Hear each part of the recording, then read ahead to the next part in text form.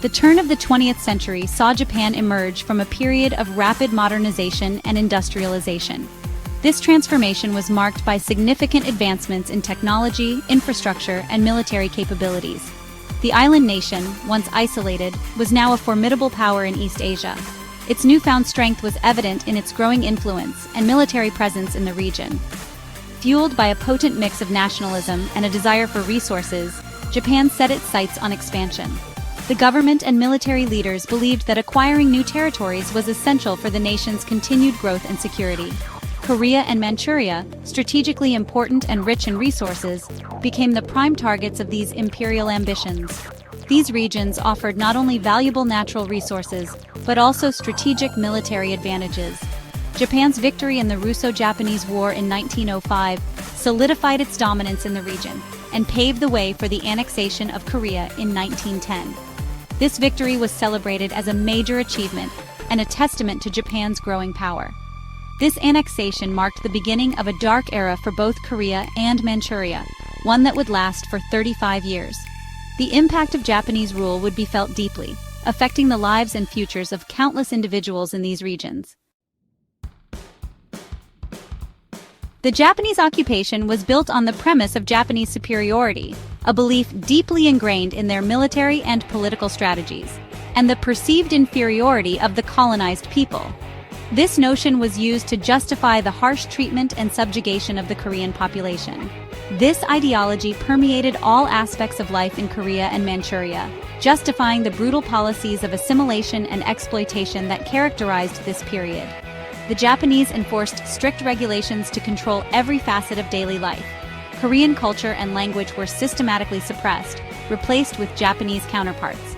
Schools were mandated to teach in Japanese, and Korean traditions were banned. Traditional Korean practices were outlawed, and a systematic effort was made to erase Korean identity. The Japanese authorities confiscated cultural artifacts and banned traditional clothing.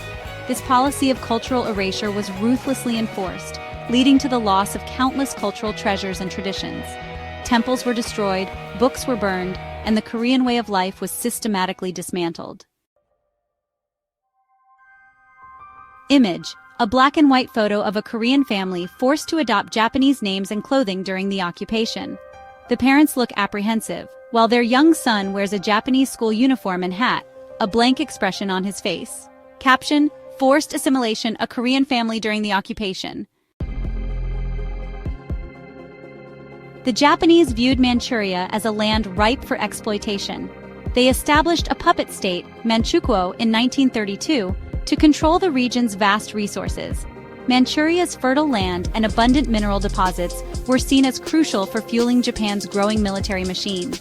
The local population, primarily Chinese, faced harsh discrimination, forced labor, and displacement as the Japanese sought to maximize their control and exploitation of the region. The colonization of Korea and Manchuria was not just about territorial expansion, it was a calculated strategy to secure Japan's position as a dominant power in Asia. The brutal methods employed by the Japanese administration and military left an indelible mark on the social, cultural, and political landscape of both regions, the repercussions of which are still felt today. Section 2. Eradicating Korea, Cultural Suppression and Forced Labor. Under the Japanese regime, Korean culture and identity were systematically targeted for eradication. The Japanese authorities implemented policies that sought to erase Korean traditions, language, and history. The Korean language, once the language of administration and education, was banned from schools and government offices. This ban extended to newspapers, books, and public speeches, making it difficult for Koreans to communicate in their native tongue. Korean history, with its tales of independence and resistance, was rewritten or omitted altogether. Japanese textbooks replaced Korean ones, presenting a distorted version of history that glorified Japan and diminished Korea's past. Instead, Korean children were forced to learn Japanese, celebrate Japanese holidays, and adopt Japanese names. This was part of a broader effort to assimilate Koreans into Japanese culture and make them loyal subjects of the empire. This policy of forced assimilation aimed to sever the Koreans' connection to their heritage and mold them into loyal subjects of the Japanese emperor. Traditional Korean customs and practices were discouraged or outright banned. The Japanese government confiscated vast tracts of Korean farmland, leaving many Koreans landless and impoverished. These policies disrupted the traditional agrarian lifestyle of many Korean families. This stolen land was then redistributed to Japanese settlers or used to establish large-scale agricultural enterprises that benefited the Japanese economy. The exploitation of Korean resources and labor was a key component of Japan's colonial strategy. Korean farmers were forced into tenant farming, often working the same land that was once theirs, under exploitative conditions. The agricultural sector, once the backbone of the Korean economy, was now geared towards serving Japanese interests. Beyond agriculture, Koreans were subjected to forced labor in various industries that fueled the Japanese war machine.